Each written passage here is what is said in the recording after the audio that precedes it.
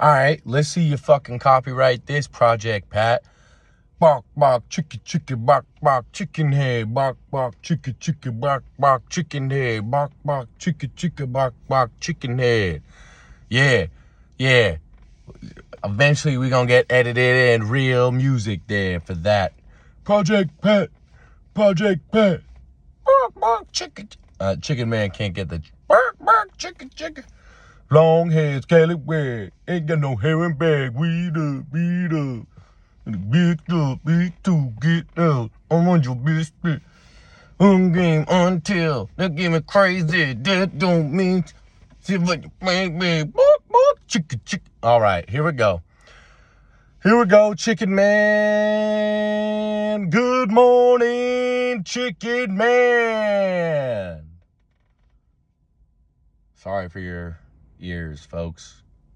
Chicken Man is not technically savvy enough to control any auditory editing. So hopefully that didn't just burst your eardrums. But regardless, good morning, Chicken Man. Maybe for you youngsters who don't know that reference, it's a play on the film with Robin Williams. Good morning, Vietnam.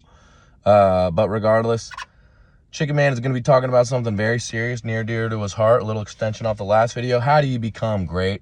And what does it even mean to become great? Okay, here you are. You might be pretty good. You might be someone who either you play a sport, you're academically inclined, you start getting in the weight room, or you're a total novice and you're a scrubini at anything and everything, and you've got no self-confidence and you can't even look in the mirror properly. Regardless, Chicken Man will help you out here. This is what we're going for. This is what this video is all about. How do you be great? Because it's the same principles for anything, for everything. And it's a little bit of Malcolm Gladwell, 10,000 hour rules. It's a little bit of not having an ego and having the ability to humble yourself to be a true beginner, right? A lot of things that Chicken Man is seeing really be a detrimental impact to people, especially when it comes to the weight room and trying to get strong, is they don't have the ability to check their ego at the door, right? Imagine this. You're some young, anywhere, you could be a 15-year-old or you could be a 25-year-old, right? I've seen it plenty of times. You're a young 25-year-old that's out on the town with Chicken Man. You're like, hey, chick. Hey, Mr. Man, Mr. Chicken Man, I see you over there. I can tell you go to the Iron Temple. You know, hey, man, I wish I could do that. I wish I could go and lift. You know, it's just tough. Chicken Man will give the individual some words of encouragement. But here's the thing. It sounds great. It sounds great when Chicken Man is telling you, hey, this is the split you got to do. For you, you're going to get newbie gains. You're going to get beginner gains. So you only need to lift 3-4 times a week max, and you're still going to blow up. Just focus on your diet. The next 3 to 8 months, maybe even year to 16 months, you're going to put on mass, right? But here's the problem with that. What happens when you get to the gym, you freaking for the first time try to do a little dumbbell press or bench press, and you can't even hit 135. And you're just a total scrubinski, right? And there's little jacked out micro mini midgets in there just pumping 225. High schoolers. Maybe not high schoolers, but at least kids younger than you, right? What do? You're freaking now so self-conscious and insecure and frustrated with yourself for being a weak little scrubini pencil neck that unfortunately you can never go through the barrier of growth. You will never, you can't check your ego at the door to allow yourself to truly realize that, hey, like any journey, you have to start at the first step. You have to start at the beginning. And in the weight room, even if you are blessed with great genetics or athleticism and natural strength, very rarely do people just walk into the gym and they are at their full potential. Even an individual as freakish as Bo Jackson, when he first stepped in the weight room, he has stories of hey, I walked into the weight room for the first time at Auburn, and they want to do a bench press test. And I had never benched before, so they said, just treat it like a push-up. So he did, apparently, worked up to 8 or 10 reps with 315. First time he ever benched. Now, some of you, when you hear that, you might not believe it, but this is Bo Jackson, potentially the greatest athlete to ever walk the earth. He probably did it. Chicken Man, it's neither here nor there, but what Chicken Man is saying is even Bo Jackson, though, with proper time, technique, and programming in the gym, progressed and got even stronger, right? Where you start is not where you finish. And whether we are talking about the weight room, do not let the fact that you are not having the success that you have visualized early enough, do not let that impede your resolve. If anything, you need to become obsessive about little victories, little wins with anything you do. You need to become obsessed with the things that you can control, which are not outcomes. The outcomes will come. That is what you need to realize. That is how you become great. You need to become process oriented, okay? And what you need to do is you need to find a process that is truly unique to you. Everybody has an intuitive idea of their own strengths and weaknesses, both in a sense of their personality traits or their work habits or their own athletic gifts. There's probably some other sectors and areas that Chicken Man is leaving out, but that's all to say, as an athlete, you can watch and you can learn how to shoot a jump shot from Steve Nash or from Steph Curry all you want. But at the end of the day, if you were to, let's say, copy Steph Curry's shot exactly down to a T, every single mannerism, it may not be the best shot form for you. Now, the mechanics are all, you probably have great mechanics still, but that shot was crafted for Steph Curry. Now, the same principles of what led to Steph discovering his shot form can be applied to what you do, right? That's the magic right there. That's the magic. It is identifying behaviors and habits of the people that are more successful than you, or you would consider people that you admire or would like to aspire to be like. Observe their habits and behaviors and do not copy them 100%. Mirror them while still trying, like you are panning for gold, trying to put your own personal spin on it, because that is the only way, by adding your own individualistic flair, that you can become and start creating and heading down the path of self-reliance and crafting yourself into a skillful and capable individual. Because you're not here to be someone else. You're here to be the best version of yourself. And this is an approach that if you go into everything in life with an attitude of, my failures are learning lessons, they are not true failures. For instance, in sports, Chicken Man loves to point out, Michael Jordan has missed shots. Barry Bonds has struck out. Muhammad Ali has lost fights. Lawrence Taylor has missed tackles, right? These are the pillars of their sports. Tom Brady has thrown interceptions, pick sixes, lost his team football games because of sloppy play. Not many, but this has occurred to individuals who are at the very top of their field, right? And we idealize the idea that being successful means there is a certain point you reach where you are so good at a craft that you no longer have to face adversity or difficulties or challenges or be forced to adapt and improve and attack each day with a vigor that is attuned to somebody that is not the most successful in their field. If anything, they work like as if they're at the bottom of the totem pole. And that is for you as someone who, once they have started to put the processes in place, because you need to do the work.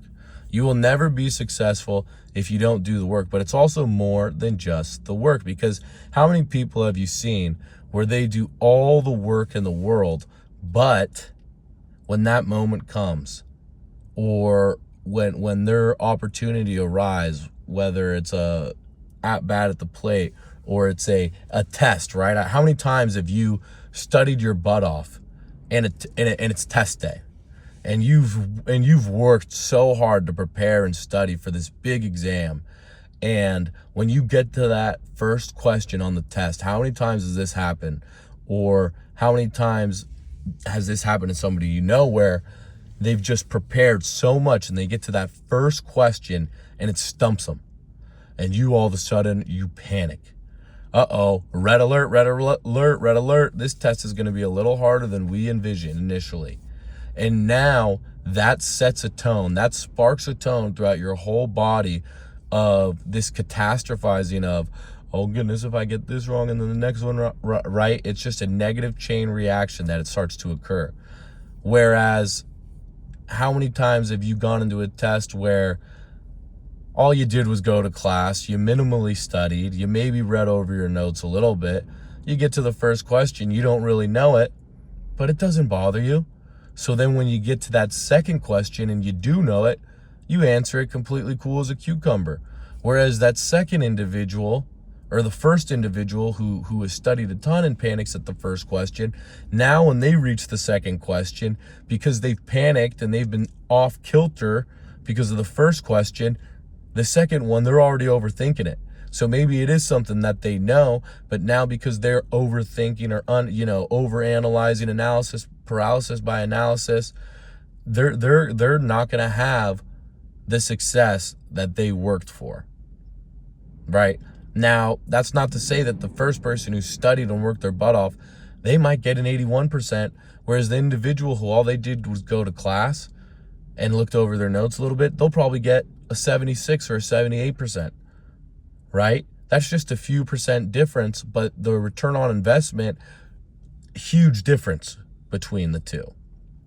And that is because you can work as hard as you want, but if you don't have almost irrational self-confidence in yourself, you will never be successful. That is what too many people fail to realize, that you can do all the work in the world that you want, but if you do not have borderline, it's not arrogance, it's self-confidence. You've done it. You've prepared.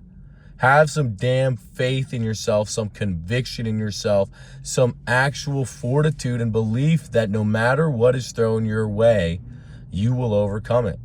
Right? Now, if Chicken Man were to tell you to just exist with that attitude, that'd be a bunch of BS. That's why you have to find processes, because the processes will embolden you. Because when you're in those moments, those crunch time moments, you will have resolve. You will have the ability to look back and think to yourself, no.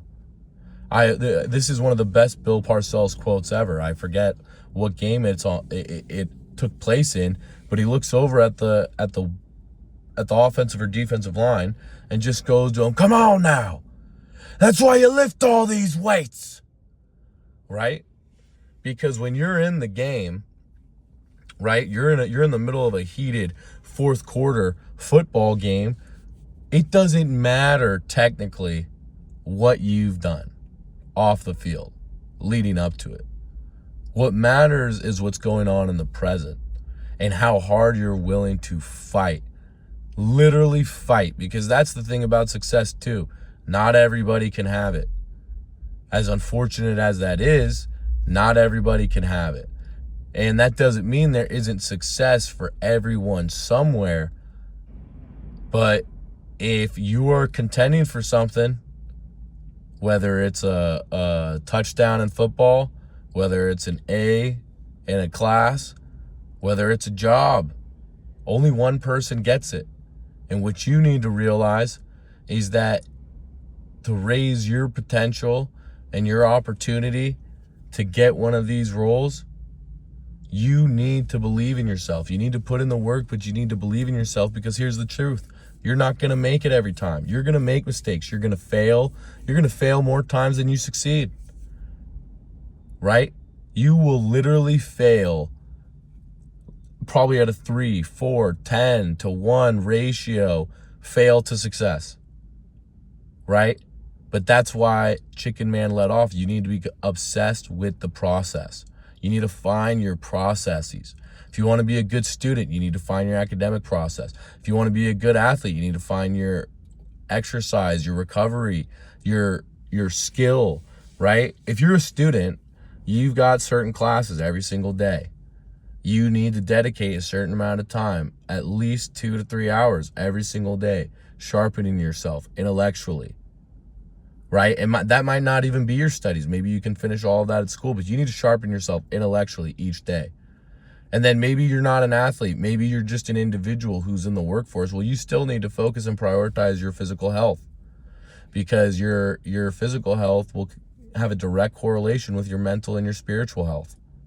And if you want to be the best version of yourself, you need to be firing on all cylinders there, right? And every single day, you're not going to have the motivation to want to get up and do the work. So that's why you've got to put processes in place so you can somehow go on autopilot and just each day find your routine, put in the work. So when you get to your opportunities, right, this is what it's all for. So when you get in the moments that matter, whether it's the test day or game day or job interview or even speaking with that girl, right, or the networking event, it doesn't matter. They're all the same thing. That's as soon as you realize everything in life is just a mirror, is just a portal, is just an allegory. It's just a medium for you in your spirit and how you're attacking life. If you aren't getting the results you want, it's because you're not crafting and cultivating yourself to a place to get the results you want, right? You need to raise your energy. You need to be more excited, more enthusiastic, more optimistic, right? And not be so personal. Don't take things so personal, right? If people are making fun of you, let them make fun of you. Be the one who's bigger than it all. That's what people will start to respect and reflect. When people start chirping you, because they will, when you start working harder and prioritizing yourself and saying, no, I'm going to the gym on Friday night because guess what? I got to do this, that, or the other, right, for my goals, or I'm going to the library, right? Because you don't got to go out and party every single time. Go out and party every now and then when you feel like an absolute boss. It's better to go, Chicken Man will tell you right now, it's better to go out and party when you feel secure in yourself and you can truly be magnetic and encouraging to others. That is when you want to go out and mingle with people, when you feel like you're the best version of yourself, not when you're filled with despair and insecurities. You're not even going to have fun, and then you're going to end the evening thinking to yourself, I don't like who I am. I don't like the experiences I have. I don't like the way people react to me, or how I don't get the young lady or the young man that I'm pursuing. I don't enjoy this, or I don't get the job. Why does it never fall my way? Well, it's because you're not putting enough cosmic energy into the bank. You've got to start putting energy into the universe. The universe needs to see how hard you're working. How hard are you working? Are you busting it? Are you busting it? Let Chicken Man tell you about this, okay? Have you ever done this? And this isn't to glorify anything. When's the last time you ever went out and partied all night? Partied all night with your boys. 6 a.m. rolls around. You can't sleep. You go and hit the gym. You go and hit the gym, hour of cardio, 15 minutes of some BS shoulder circuit. Chicken Man was dead afterwards. Dead. But why'd he do it? Sometimes you got to just push yourself to the limit. Sometimes you just got to when's the last time you just pushed yourself to the limit just to see how far you could go? Right? When's the last time you done that? When's the last time you just did as many push-ups you could do just to see what you are capable of? When's the last time you sprinted as fast as you could? Jumped as high as you could? Huh? Worked out for as long as you could? Ran for as long as you could? Have you ever done that? Have you ever truly tried to see how great you are, how not great you are? It can be pretty humbling. Maybe you can't even do 10 push-ups. Huh? That might hurt. But that's what beauty's all about. You want to find out where you're weak so you can get strong. That's how you become strong. You identify your weak points and they become your strengths. And then sooner or later, you're going to have so many strengths that when you're just focusing in on these niche little weaknesses, oh my goodness. Oh my goodness. That's how you become a top tier exemplary man. That's how you become Tom Brady. Because when you attack your weaknesses so hard, sooner or later, you have no weaknesses. Even by the end of his career, Tom Brady ran a faster 40 than by the beginning. In his 40s, he ran a faster 40 time than he did in his 20s. How many of you could even right now in your 20s run a faster 40 time than you could in your teens? Huh? What about you in your 30s? Could you run a faster 40 time than you were in your 20s? Well, that's the challenge. That's the challenge. That's the challenge. Find the processes that engage you, though, that make you feel powerful. Chicken Man would say everybody should be engaging in something that gives them confidence in themselves physically, right? Whether that be hitting the weight room, hitting some sort of combat sport, or just playing a sport in general. But you should feel confident in your ability to either move weight or defend yourself or defend your friends or your family, right? That goes into being great. But then you also need to have outlets where you can be creative and expand upon your personality and your natural interests. And that should be just no pressure, intellectual curiosity, right? Maybe that's playing an instrument or learn, any other hobby, DIY, you know what I mean? Gardening, or just, watching history documentaries, but something to expand upon your purview and worldview. And guess what? There's no wrong paths to follow. Chicken Man is the biggest kooky kook on YouTube, or when it comes to just reading little articles or books, just because he lets his beak, he'll wet his beak anywhere. The random facts Chicken Man now knows about, orca whales and a lot of sports. Chicken Man knows all the sports just because it's okay. Just be obsessed with something, and that also leads to people realizing this could be an intelligent person, because when you start to know the depths and the limits of your own knowledge and are humble enough to admit when you don't know something on a topic, and firm enough to push back when you are competent and informed on a topic, that's how you gain the right frame and the right positioning for yourself as a man. And with that, you just need to always be pursuing and looking to improve yourself on a day-to-day basis. And if you're not doing that, right, the old saying is you're either getting better or you're getting worse. You're never staying the same. And the exciting thing is, though, if you pick the right processes, you will always be getting better. And the beautiful thing is you don't got to do them every day. Chicken Man's a big believer of the 80-20 rule. So pretty much 5 days a week, follow the process. 2 days a week, be a goofball. You don't want to burn out. Life is fun. You got to carry yourself lighthearted, right? You almost need to be so naive that nothing can even bad happen to you. And even bad things do happen to you, it'll pass. That's life, baby. Remove all expectation. Expectation is the killer of joy. Comparison is the thief of joy. Expectation is the killer of joy. As soon as you set an expectation and it doesn't match it, you're bummed, right? And this is the thing Chicken Man can promise you. In any sport, right? Even if the play goes exactly how you dreamt it of, in the sense of, all right, boys, when we get on the 30-yard line, we're going to run this beautiful play action fake, and he's going to do this and that and whatever.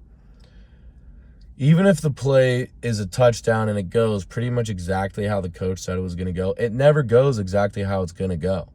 Never. Right?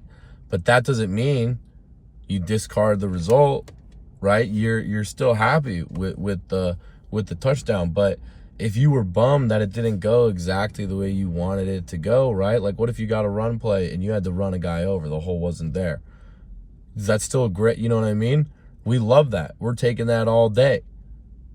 But you can't be bummed that when you hit the game winner, it was off the backboard and it wasn't a swish. Right? Don't let expectations or a failure to meet expectations ruin what could be very prosperous avenues for you. That's what happens to so many people when they're talking to the opposite sex, or when they're trying to get a job, or when they're in the weight room, right? You have expectations that your physique should look like this, that the girl should react to you like this, that the grade should be this. And when you don't get it, what do? Do you double down? Do you go harder? Do you get more psycho? Do you get more obsessed? No, you back out. And you go, woe is me. I guess I can't do anything. Blah, blah, blah. That's not the attitude of a champion. But that's what you are. And that's what you got to realize. You are a champion. You are a champion. And as soon as you start believing that, and the sooner you start believing that, your life will change. But guess what that means? You got to act like one. That means you got to choose the hard way. Just because. You got to stay extra hours. You got to hold yourself to the standard of whatever that version of yourself that you visualize yourself to be, the best version of yourself, whoever that is. They do the extra work. They go out of their way to be social with people and make people feel comfortable and are charming, right? They have hobbies. They are confident. They do go to the weight room, and they do go to the gym to prioritize their health and fitness, and they do prioritize their family and their friends, right? This is the best version of yourself does these things. And the only place, right? And the only place where the best version of yourself exists right now is in your mind, which is beautiful, because that's where everything has to exist before it actually gets created in the physical world. You have to be able to imagine it. Everything that was ever created, whether it's the Empire State Building, whether it's one of the basilicas in Europe, whether it's the Eiffel Tower, somebody had to visualize a structure, right? Arnold Schwarzenegger's body, he had to visualize to craft it. He had to visualize it in his head before it actually existed. He had to have faith that he could build it. He created processes, and through that processes, he had confidence. And with that confidence, every single time he saw a little bit of results, he was more and more emboldened in his processes, in his attitude, and in his ability to manifest what he visualizes. So for you guys, create your processes based on, what do I want to be? Who do I want to be? What is the best version of myself? What do they do? Academically, professionally, extracurricularly, voluntarily, physically, athletically, romantically. Identify all those categories. What do they do? What do they look like? And then create the processes to get there. Because if you can do that, if you can identify those things, those traits, you will 100% be on your way. And it might not happen in one day. It might not happen in 1 month. It might not happen in 1 year. But who cares? Why waste time? Because every single little bit you get of noticing that you're on the right trail, it is going to be the most gratifying and empowering moments of your life. So don't delay. Do not delay, because you are going to taste what it feels like for others to acknowledge your improvement or your capability or your ability to help others around you, and it is going to be intoxicating and addicting. So if you need any more help on what processes you truly need, email Chicken Man, reach out to Chicken Man. He'll help you identify and create processes for your own specific and tailored goals. But this is what it takes to be great, and you can be great. You have the ability. It's just each day you've got to knock a few things down, and it doesn't need to be all 24 hours in a day, right? You need to get your sleep. You need to have the ability to decompress and just relax. But then, hey, in those other 12 to 16, just freaking attack the day and have some fun. And if you have the processes in place, oh my goodness, you're going to wake up in 6 months, 12 months, 18 months, 5 years. You're going to be blown away by who you are. And that's what gets Chicken Man so fired up. So freaking identify, those categories, who you want to be, and then start identifying those processes, put them in place, and start attacking each day, baby. Chicken Man loves you. Bark, bark.